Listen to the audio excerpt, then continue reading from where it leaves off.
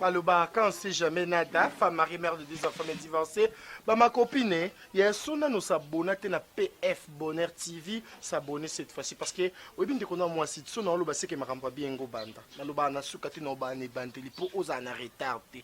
Makemba lelo et ya ko s'abonner. F Bonheur TV na biso nyonso ndenge tozali à s'abonner massivement yi, bo s'abonner na ngulupa. Tiens. Bala moto suka boy 1 million d'abonnés. PF Bonheur TV na biso, TV na bango, TV na yo. Omoni TV na yango yo. PTV na biso nyonso. PF Bonheur TV, chaîne oyo etunda na bilengi ya ngeli elengi oyo kokuta tala miliki na nyampulite na yango salaboe lisapi oyo kaka olembolela kasani yango nde okosabone nango okoti na YouTube omoni esika bakomi sabone na rouge Dobika tala likonga wana lisusu ya moke Dobika bagaga kitoko okokuta awa bemission kitoko okokuta awa PF Bonheur TV PF Bonheur TV nde makambo bana Canada veut dire yango nde pende yeli bido PF Bonheur TV ska bomona dendo elle est bolela fort boluka bokanga na kata PF imeza na kale tokanaki bulemo tokanaki grand terre na yeyo wana kata PF Bonheur TV bo s'abonner massivement donc vous s'abonner, vous s'abonner à belé. Bana mokili mobimba veut dire toi pas na carte ya PF Bonheur TV nde makamba.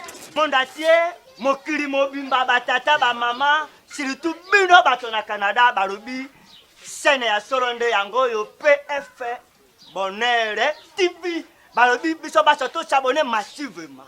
Yo motoringaka papa ndange babi yo motoringaka batiste noto boda ko monwa wa babi s'abonnez-vous massivement. Allez, s'abonnez.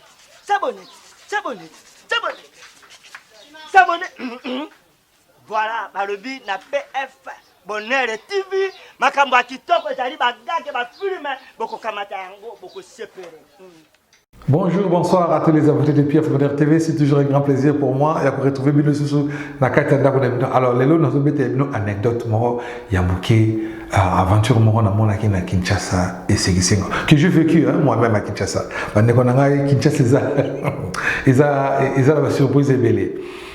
Et c'est tellement que je me suis dit, bon, il faut quand même partager l'expérience Oyo na Bandeko. Mais ils ont réalité à Bandeko, vous allez vous retrouver dans Kati Boloba. Oui, effectivement, dans Zoloba, Maramboza, il y a solo. Alors, na intitulé tenue de ville. Tenue de ville ou tenue de la ville, bon, voilà, voilà. Bandeko Nangai, n'a rendez-vous moko, document. Pendant mes séjours à Kinshasa, mais bon, ça va. On a besoin de légaliser les documents en affaires étrangères, tout. On a payé l'argent, on a guichet, tout foutu, tout, les documents. Alors, ils m'ont appelé pour me dire que non, voilà, les documents, ils ont déjà légalisé, tout est OK, tu peux passer le récupérer. On a appelé ça qui a aidé dans la carte.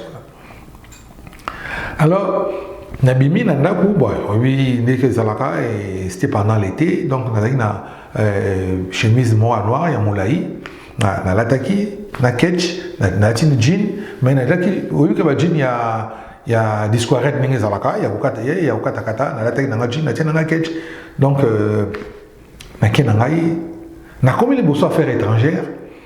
Juste en face, il y a un centre. C'est encore quel centre là? C'est comme centre moyen catholique.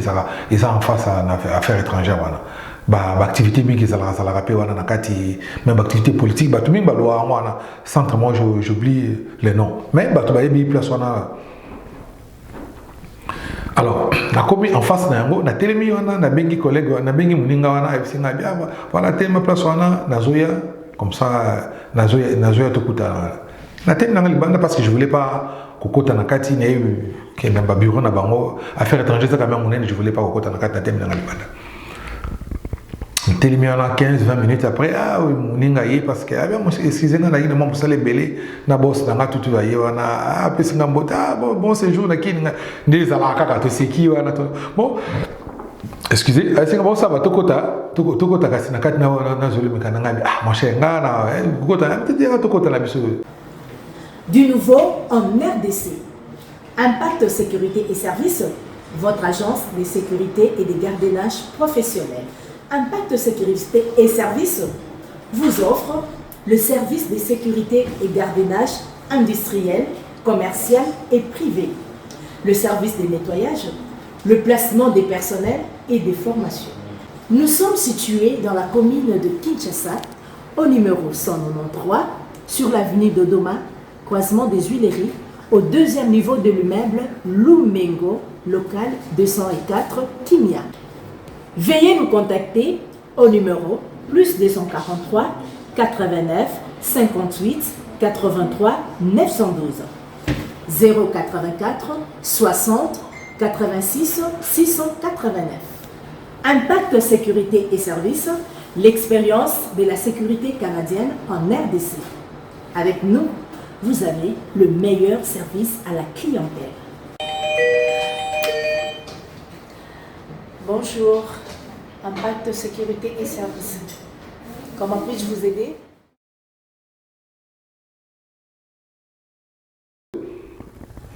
Ole muninga sinelenga ke ba pantalon oyo soki mutalati boye ko takate be bazana code vestimentaire mokuna o batila bango. Moi je savais pas mais muninga singa to kota donc non na sala ki pe na lata ki mabete na ti pantalon jean na ti chemise ya propre tout na ti ketch c'était propre. Peut-être ba locks na biso so zana ba dreadlocks boye ba mona so ki to ba voyu so ki nene je sais pas. Alors ba déco na commune to comme ce qu'on a comme la porte bonata policier mort bah policier n'est pas ça violent même violence verbale oui bah ko solo na ba tuti tu connais pas la personne ou yeka ka maman na putel yo tellement na vidéo ni papa ozoga ngabo pona tellement na ko contacter o dia isa pe ba pe ta muto ko contacter na pantalon katafumbwa. Pardon. Il y aura déjà comme pantalon katafumbo. Katafumbo n'est ni namoso. O kasi pantalon no lati boye babe comment on katafumbo ngabi papa. Mais au koko boye bisanga na nga malé boye nga monsieur s'il vous plaît voilà pantalon biso awa so lati pantalon boye ndenge isa basinga boye o kotate na oyoka yo na sa mutu. Mais pourquoi tu viens avec cette violence là? O te so aux musiciens zonga bona ki no beta ba concert ngabi. Mais au komi kuna ndenge nini? Oh, mais ceux qui m'appellent ça, ceux qui ordre que Batbala Takaka ba veste, ceux qui n'ont nini. Explique-moi, moi je ne travaille pas ici. Ceux qui code vestimentaire, on appelle ça qui est peut-être pour un bino employé. Pour un bino, vous ne pouvez pas obliger tout le monde que Moutoua Zoya a foutu bon naïe, Azan a reçu naïe, avec vos documents naïe, vous ne pouvez pas m'obliger de façonner une grande relate là.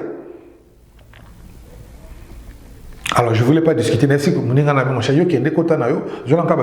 je reste ici dans côté parce que je voulais moi j'évite vraiment je voulais talaka marama ça on a moi ça mon boulot na éviter qu'on a mis non je peux pas discuter et les policiers ne s'étaient pas ne s'est pas arrêté là aïe maman oh quand tu n'es là sur ça na poso kota faut louer pantalon abi pardon abisi pantalon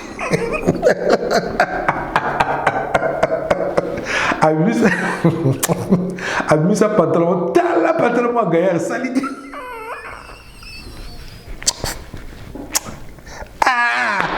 En tout cas, modèle le monde comment les modèle.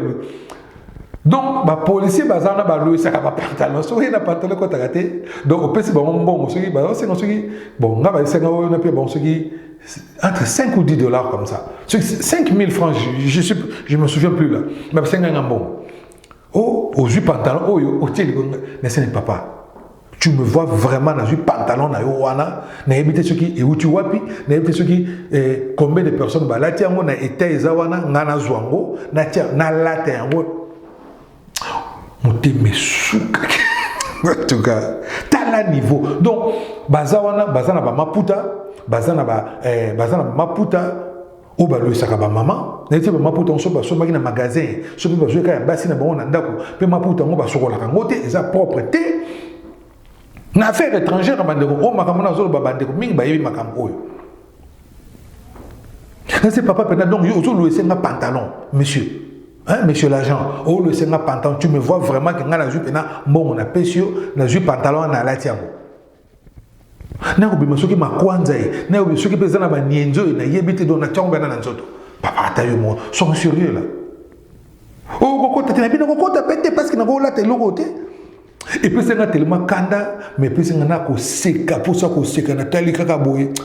Na seki na bi tala niveau ba policier ba mo laisser pantalon. Je sais pas ce qui ministre des affaires étrangères il m'a appelé ça ba encore ba le ça ba pantalon là. Maintenant je voulais poser la question bande ko ngai. Tant ba lobi ke batuba yana ba code wana ba tia wana au ministre appelle ça ce qui loi appelle ça bango wana ke batu non so fo bakota o ba la ta bilamba ba en tenue de ville. Du nouveau en RDC.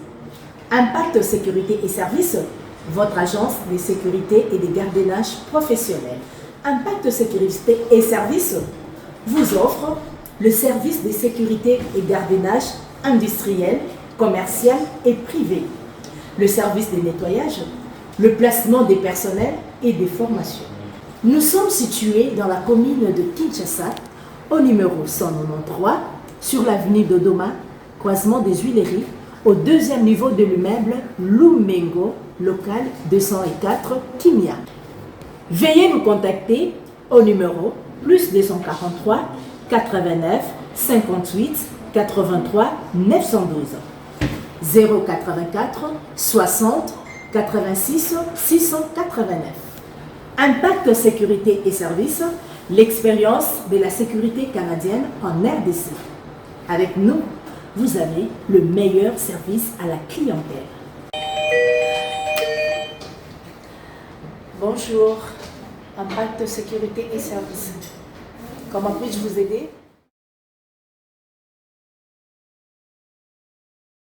Est-ce qu'ils allaient kaka pona bango mo bato sala kakuna to pena mutu nyonso roya parce que moi je ne vois pas. Bon, le bac est mon pena lati et là-bas moi c'est lati biloko mo yutiki suki ndenge nini wana peut-être beaucoup loba mais mon bala lati biloko mo so ndenge donc bien rien à kilote je sais pas mais kilote pena beaucoup c'est aux collage non on a beaucoup loba mais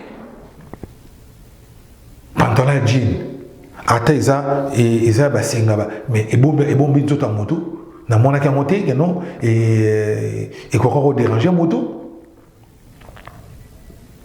beaucoup privé moto pour nani en plus tant bosenga batu bala taka ba tenir na moto na cravate veste tout a osala me ba tata na ba fonctionnaire azana voiture te akono la transport mo lungeli banda na moyi makasi azoela mais yo ministre yo mukondi yo tu roules carrosse voiture les climatisé au bureau les climatisé donc on va vivre réalité mo na bangote maintenant moti na bon bala taka ba veste on va bango na ba veste na sa moyi juste sous ça god ça ko tena sali peka ye wana zo tambola dazo kende boy donc moto zo souffrir na transport pas mo na moto beti makolo veste comme un kilo sur moi il est hein veste comme un kilo. Donc, place pour réfléchir quand même malamu. Hein? Vous obligez à battre ta dingue bino bolingité.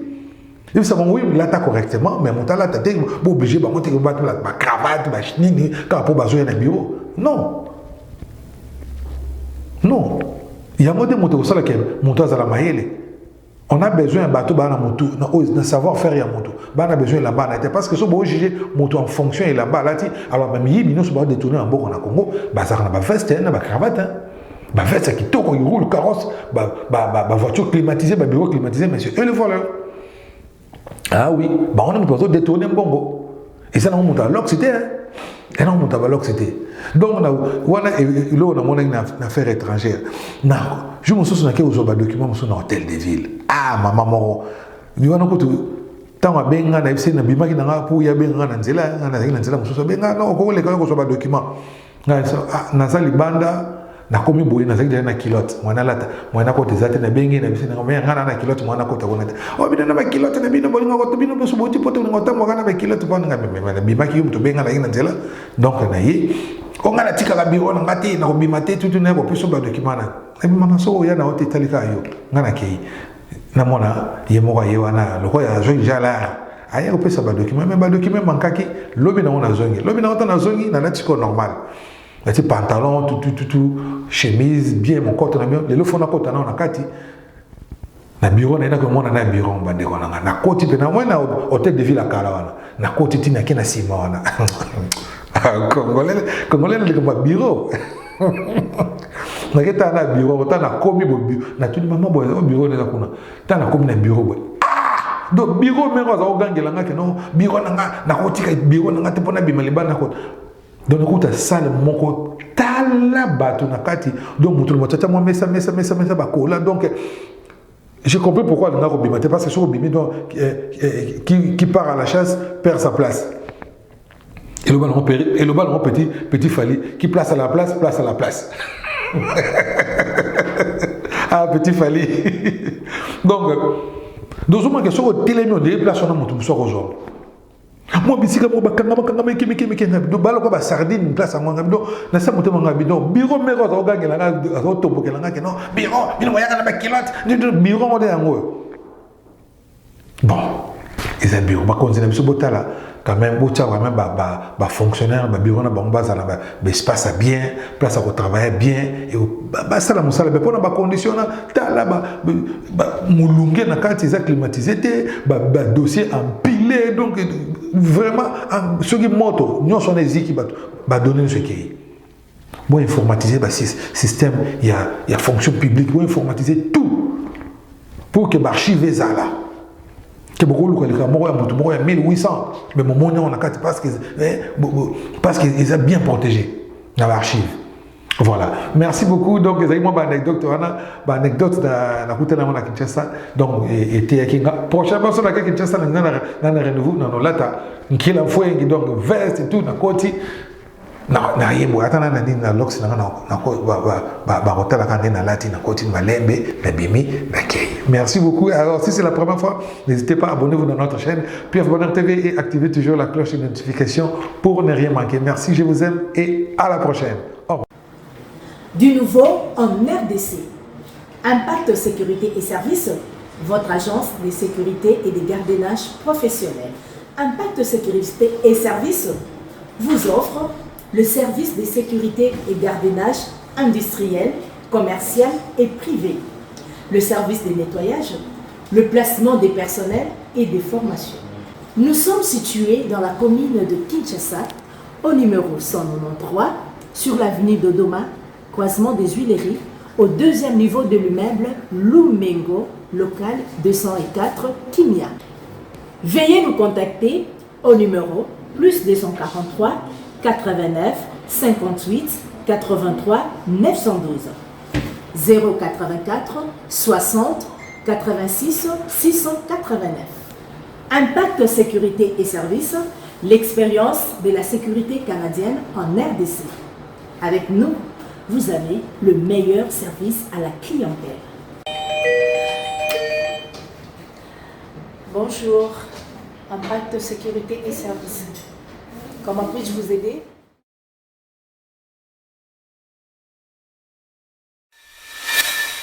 Coucou, Maloba, quand on sait jamais nada, femme mariée, mère de 2 enfants, mais divorcée, bah ma copine, il y a son nous s'abonner à PF Bonheur TV, s'abonner cette fois-ci parce que oui bien qu'on a moi si son on le c'est que ma ramba bien go banda, Maloba na sukati no ba ne banteli pour aux en retardé. Ma Kemba lelo et ya ko s'abonner. F Bonheur TV na biso nyonso ndenge tozali à s'abonner massivement yi, bo s'abonner na ngulupa. Tiens. Bala moto suka boy, million d'abonnés. PF Bonheur TV na biso, TV na bango, TV na yo. Omoni TV na yango yo. PTV na biso nyonso. PF Bonheur TV, chaîne oyo etunda na bilengi ya ngeli elengi oyo kokutata na miliki na nyampulite na yango salaboe lisapi oyo kaka olembolela kasani yango nde okosabone nango okoti na YouTube omoni esika bakomi sabone na rouge Dobika tala likonga wana lisusu ya moke Dobika bagaga kitoko okokuta awa bemission kitoko okokuta awa PF Bonheur TV PF Bonheur TV nde makambo bana Canada veut dire yango nde pende yeli bido PF Bonheur TV ska bomona dendon elle est bolela trop bolela fort boluka bokanga na kata PF imezana kale tokanaki mulemo tokanaki grand terre na yeyo wana kata PF Bonheur TV bo s'abonner massivement donc bo s'abonner bo sakokota ebele bana mokili mobimba veut dire toi pa na kati ya PF Bonheur TV nde makambo monde entier mokili mobimba batata ba mama surtout bino bato na Canada balobi chaîne ya solo nde yango yo PF Bonheur TV balobi biso baso to s'abonner massivement yo motoringaka papa ndange babi yo motoringaka batiste nyonso boza komonwa wa balobi s'abonnez-vous massivement. Allez, s'abonner.